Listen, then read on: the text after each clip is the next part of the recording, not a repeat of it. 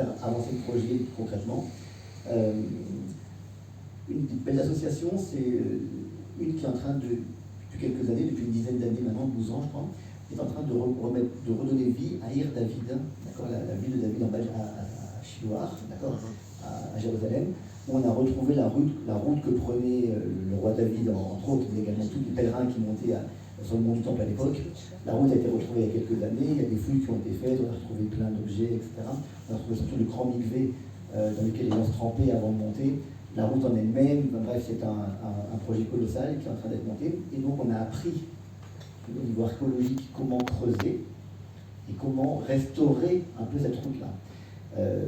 Donc cette route continue et va vers le mont du Temple. Donc au niveau concret, je vous rappelle qu'on a besoin de fouiller sous le mont du Temple. L'Arche d'Alliance a été mis en dessous, a été cachée avant la destruction du premier temple, sûrement en dessous de l'esplanade du temple. Et de toute façon, on aura besoin de creuser sous l'esplanade du mont du Temple aujourd'hui pour les fondations pour le temple. Donc numéro 1, on a besoin, il y a des fouilles, ça avance, d'accord, et ça avance concrètement et ça avance très vite. Je vais régulièrement là-bas à Ir David voir un peu les avancées, c'est fulgurant ce qui est en train de se passer là-bas.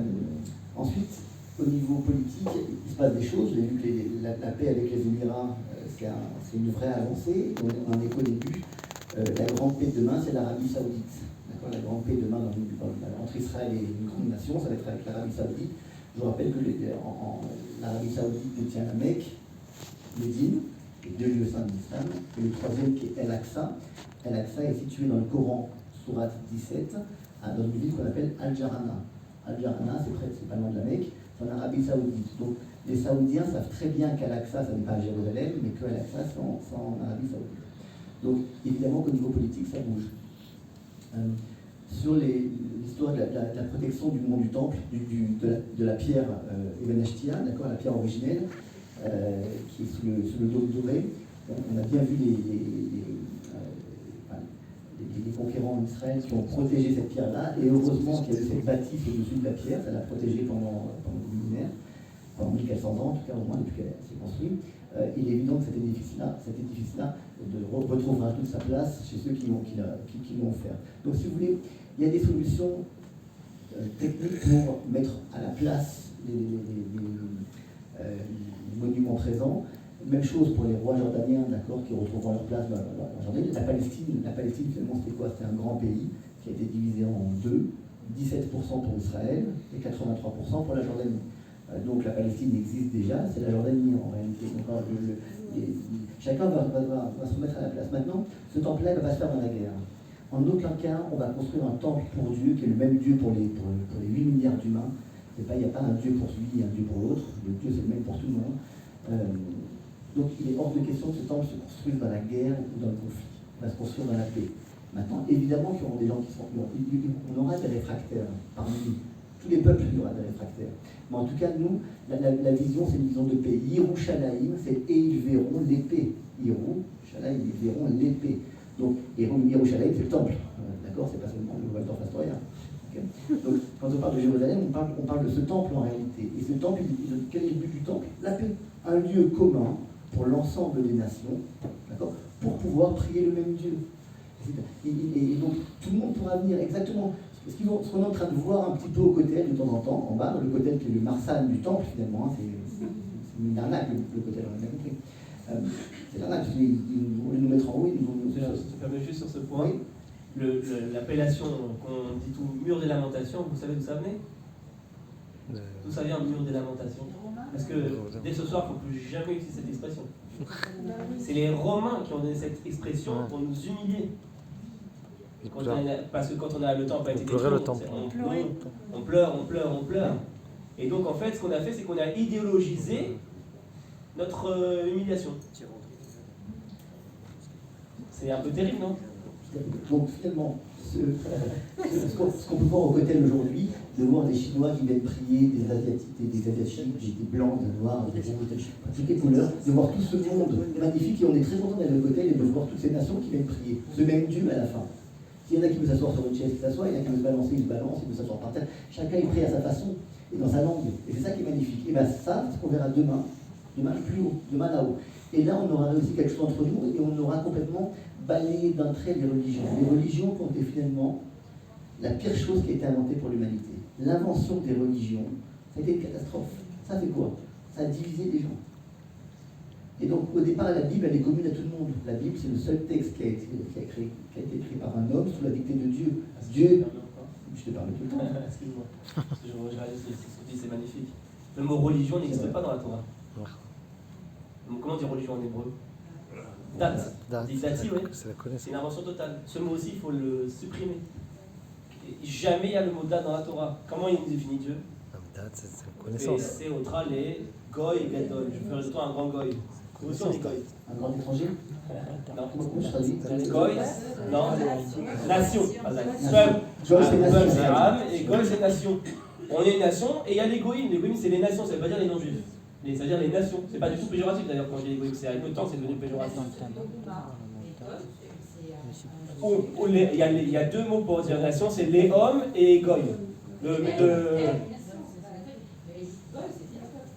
Non, goy, c'est nation. La différence entre peuple et nation, c'est que le peuple, tu peux l'être partout. Nation, tu peux l'être que sur ta terre. Et donc quand tu dis goy kadosh, par exemple, on est défini de nation sainte. C'est pour ça que je dis nation. C'est sur notre terre. On ne peut pas être goy en dehors de notre terre. Et alors on l'apprend dans le premier verset du deuxième Télim. Il dit Lama arakshu goyim ulumim yegorik. David. Pourquoi les nations viendront sur nous? Et il dit le mot goy et les hommes. Et le Malbim là-bas, il dit quelle est la différence entre Ouma et goy? Parce que les deux veulent dire nation. Et il dit parce que goy c'est la nation juste en reconstruction matérielle, comme aujourd'hui. Aujourd'hui on est goy, c'est-à-dire l'économie, la high-tech, les vaccins, les machins, l'infrastructure, les immeubles. Là aujourd'hui on est dans l'étape de goy. Et les hommes, c'est quand il y a quand il y a la spiritualité qui rentre. C'est ça la différence. Mais les deux veulent dire nation, goy et les hommes. Et donc religion n'existe pas. C'est une invention totale. Donc finalement, on a bien vu les conséquences négatives de l'invention de ces religions, là, quelles qu'elles soient.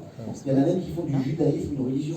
C'est une catastrophe. Le mot judaïsme même, ça veut dire en réalité, juif, ça n'existe pas.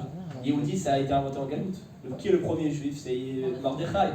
En Babylone, avant il n'y avait pas Yehudi, avant on était Am Israël, Béné Israël. À Ivrim, Khazak. Ivrim. Excuse-moi, à chaque fois.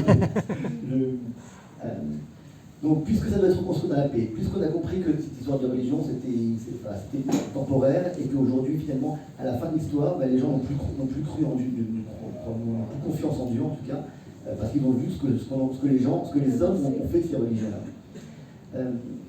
Aujourd'hui, on a, nous, un rôle auprès des nations. Israël, quand on traduit Israël, c'est Yud, Sar, El, et ils seront, Sar, ministre de Dieu, et ils seront les ministres de Dieu. Donc finalement, nous, notre peuple à nous, le peuple d'Israël, on doit représenter la volonté de Dieu sur terre et faire selon sa volonté pour le bien des nations. Élus, pas élus en haut, élus au service des... Nous, on est au service des nations.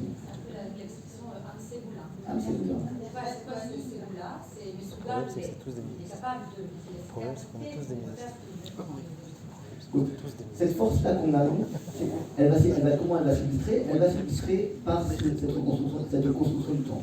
Maintenant, au niveau technique concret, on a déposé un permis, à la fin, c'est déposer un permis de construire en 3 ans à la mairie de Jérusalem. En 3 ans, il y a des villes, ça prend 1 mois, 1 an. C'est 3 ans. Il y a un grand nettoyage à faire. Et ensuite, il y a 7 ans de construction, globalement. Donc on a déjà 10 ans à partir du jour où on fait le Yevena Pina. Donc on sait qu'on aura. On sait qu'on aura 10 ans. Donc 3 ans pour l'autorisation, 7 ans de construction. On a un peu de travail à faire au niveau politique, au niveau pacifique, diplomatique, etc. avec les nations, parce qu'il y a du travail à faire. Et ça se fait, c'est parti.